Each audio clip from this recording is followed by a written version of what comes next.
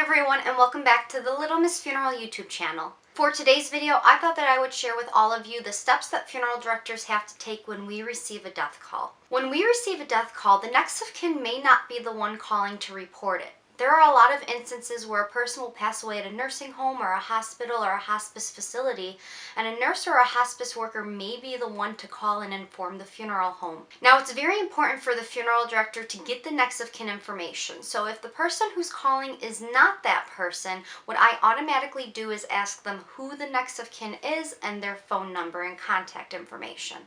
That way, when I hang up with the person who's reporting the death, I can automatically call the next of kin because I need to get some verbal releases from them and additional information. It's very important for a funeral director to talk to the next of kin because before they can do any sort of transfer or removal of the dead person, they need to get the verbal permission to do so from the family.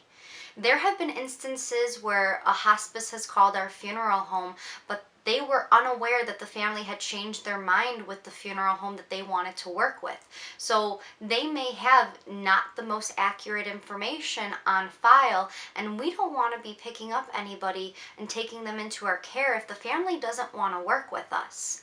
Once I am on the phone with the next of kin, I will automatically ask them if I have their verbal permission to take their loved one into the care of the funeral home. I'll then very briefly talk with them about the services that they're thinking they might like to have for their loved one. For instance, I won't go into detail because I do want to keep the phone conversation fairly brief, but I will ask them if they're thinking about having any sort of a viewing or visitation. And if they say yes, I will ask them if we have their verbal permission to embalm their loved one. The embalming process will have the best results when it is done as close to the time of death as possible.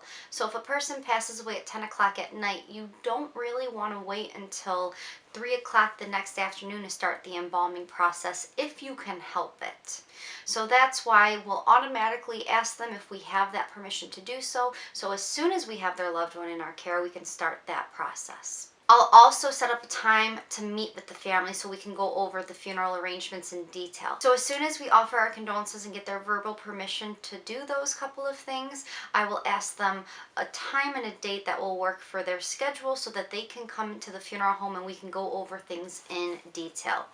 If a death occurs in the middle of the night, we'll typically meet with a family the very next day, or if a death occurs in the morning, we'll typically meet with a family later on in that afternoon or early evening.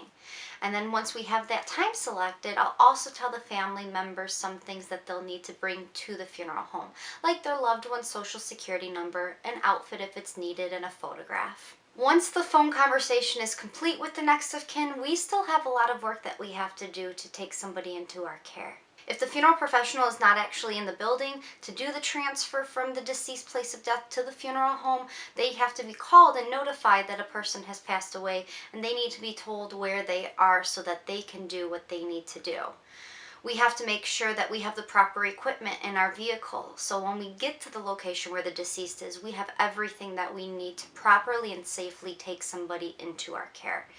This can include a cot in order to transport them, a Reeves, which is another transportation tool when you place a dead body on it to take them into our care, gloves and proper PPE to keep the people doing the transfer safe. A lot of times if a person passed away in the middle of the night, we're waking up our funeral professionals or we're getting out of bed and we have to get ourselves somewhat presentable because if a person passes away at a hospice facility, for instance, there are a lot of situations in where the family is still there and they're going to be present. Or if a person passes away at their house, the family is going to be around. So you can't necessarily look like you've just rolled out of bed when you arrive there. We always want to make sure that we look our best and that we have all of the tools that we need so that we can perform the job that we need to perform, which is safely taking somebody into our care, answering all of the questions that the family may have, and making sure that we make this first impression with the family as smooth as possible so that we can inform them that we really are the best funeral home and the best professional to take care of their loved one. There's also a lot of paperwork that has to be taken care of when we're first notified of a person passing away. There are certain state paperwork that has to be filled out for every single funeral funeral. So a lot of times I will start to get that paperwork ready, so when the family comes in, it's one less thing that I have to worry about taking care of. I can already have them just sign where they need to sign and then give them copies of everything. I know that this is just a short little video to talk about everything that we do when we take somebody into our care. Really, when this is actually occurring, it is a little bit of a process. It takes a lot of time because we just have to make certain that we have everything that we need paperwork-wise, that we've notified the family, and that we are prepared when we are going out to the place in which a person has passed away. So even though this video is very short, this process can take sometimes a couple of hours depending on where a person has passed away. If you like this video, just give it a thumbs up. Don't forget to subscribe if you haven't done so already. And as always, thank you so much for watching. I will see you all next time.